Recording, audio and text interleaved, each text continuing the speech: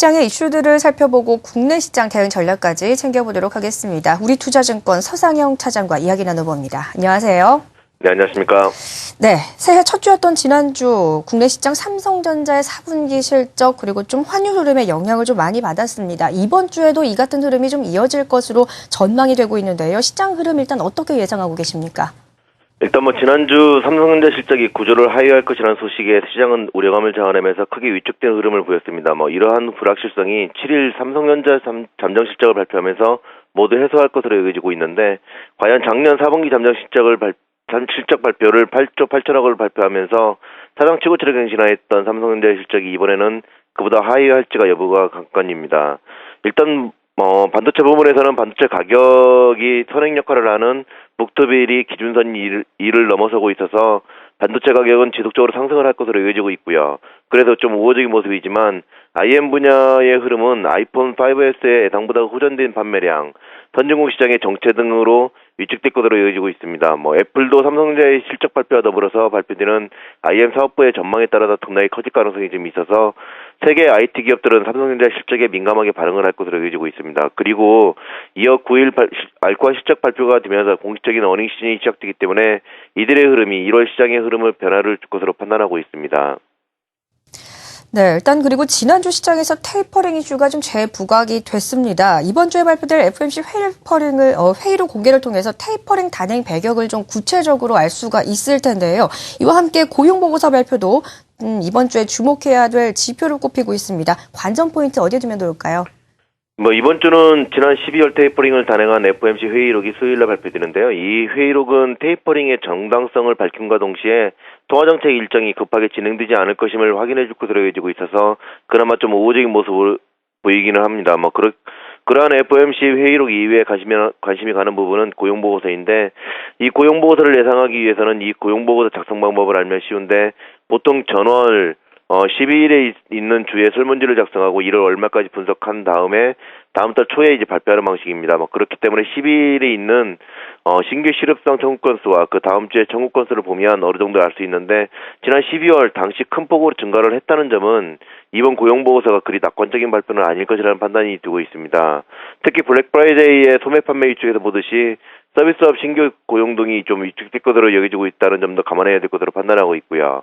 그렇기 때문에 고용보고서 위축과 FOMC 회의록에 급하지 않은 통화정책 일정 등을 감안한다면 테이퍼링 이슈는 급하게 시장에 유입될 것으로 여겨지지 않고 있습니다. 물론 실업수당 연장 혜택이 1월에 중단되지만 이는 2월에 발표되는 고용보고서에 적용되기 때문에 이번에는 신경 안 써도 된다는 점을 감안한다면 결국 이번 주는 지난주와 달리 테이퍼링 관련한 이슈는 크지 않고 오히려 테이퍼링이 추가로 빠르게 진행되지 않을 것으로 여겨지고 있어서 시장이 좀 우호적인 작용을 할 것으로 판단하고 있습니다.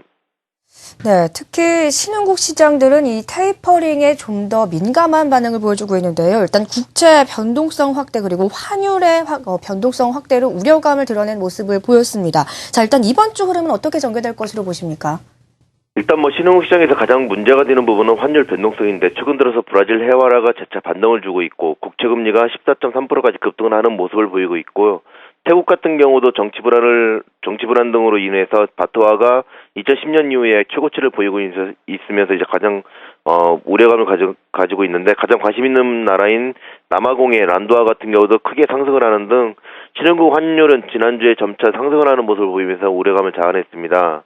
그렇지만 아직은 시장에 영향을 줄 정도로 속도가 크게 증가하는 모습은 아니라는 점에서 그나마 안도하고 있는데, 이번 주 고용보고서에 따른 달러화 변화의 흐름이 신흥국 환율에 큰 영향을 줄 것으로 여겨지고 있고요. 관심은 지속적으로 좀 가져야 될 것으로 판단하고 있습니다. 그리고 또 하나 이번 주 발표되는 경제지표 중 신흥국 시장에 큰 영향을 줄 수 있는 지표가 있는데, 바로 중국의 무역수지와 소비자 물가지수입니다. 작년 내내 선진국과 신흥국의 디커플링의 주요 원인 중 하나가 바로 중국의 경기 둔화에 따른 수출입 감소에 따른 신흥국 경기 둔화였기 때문에 중국의 무역 수지가 이들의 흐름에도 큰 변화를 줄 수 있으며 우리나라에도 큰 영향을 줄 것으로 여겨지고 있습니다. 수출은 지난번 PMI 제조업 지수에서 수출 주문 지수가 기준선이 50을 넘어섰지만 전달에 비해서 위축된 점을 감안한다면 전달의 12.7% 증가에 비해서 위축된 5.5%로 이제 발표할 것으로 여겨지고 있고요. 그리 좋은 지표 결과는 아니라는 판단입니다. 다만 CPI의 경우는 다시 2%대로 하락하면서 그나마 중국의 인플레이션 부담을 좀 완화시킬 가능성이 좀 있어서 좀 좋은 모습이라 볼 수 있기 때문에 중국의 경제 지표에 좀 관심을 가져야 될 것으로 판단하고 있습니다. 네, 그리고 지난주 국내 증시를 좀 움직였던 부분이 이러한 환율의 움직임도 있었고요. 또 국내 내부적인 요인으로는 삼성전자의 잠정 실적 발표가 있었습니다. 자, 이번 주에 어떤 전략을 우리가 세워보면은 이러한 부분들을 좀 해소시킬 수가 있을까요? 일단 지난주 연말 미국 시장 상승으로 좀 우호적인 시작을 할 것으로 여겨졌는데 시장은 삼성전자와 환율의 변화에 민감하게 반응을 하면서 큰 폭으로 하락하는 모습을 보였습니다. 그렇지만 이러한 하락의 근본 원인이 삼성전자 실적 우려감이었는데 이는 7일날 삼성전자의 실적이 우려한 대로 8조 원으로 나온다 해도 이미 주가에 반영되었다는 점에서 반등을 모색할 것으로 여겨지고 있고요. 여기에 갤럭시 S5의 발표 시기가 빨라진다면 이 반등은 좀 더 이어질 것으로 여겨지고 있고 만약 9조 원대로 나온다면 시장은 급반등이 이어질 것으로 판단하고 있습니다. 환율 같은 경우도 정부의 립 서비스를 통한 개입으로 안정을 찾고 있다는 점에서 이번 주는 그리 나쁘게 해석할 것으로 판단하고 있지는 않고요. 물론 이제 삼성전자를 시작으로 어닝 시즌이 시작되었는데 최근 들어서 지속적인 어닝 전망치가 하향 조정되고 있다는 점은 부담스럽긴 하지만 이번 주에는 시장에 영향을 주지는 않을 것으로 여겨지기 때문에 관련된 우려감은 좀 뒤로 미뤄둬도 될 것으로 여겨지고 있습니다. 그렇기 때문에 이번 주는 낙폭과대에 따른 반발이 7일 삼성전자 실적 발표를 기점으로 이어질 것으로 여겨지고 있다는 점에서 그렇게 판단을 해야 될 것으로 여겨지고 있고요. 그렇기 때문에 IT와 자동차 섹터에 대한 단기 대응을 하는 정도로 임하면 될 것입니다. 다만 1, 2월에는 전통적으로 중소형주 장세였기 때문에 대형주에 대한 단기 대응과 더불어서 실적 개선이 이뤄질 수 있는 중소형주에 좀 관심을 가지는 전략으로 해석해야 될 것으로 여겨집니다. 네, 일단 7일에 삼성전자의 잠정 실적을 확인을 해봐야겠지만 이러한 우려는 선반영됐고 오히려 이 부분 때문에 하락한 낙폭 과대주의 단기 반등을 노려보면 좋겠다라는 말씀까지 해주셨습니다. 지금까지 우리투자증권 서상영 차장과 함께했습니다. 말씀 고맙습니다. 네, 감사합니다.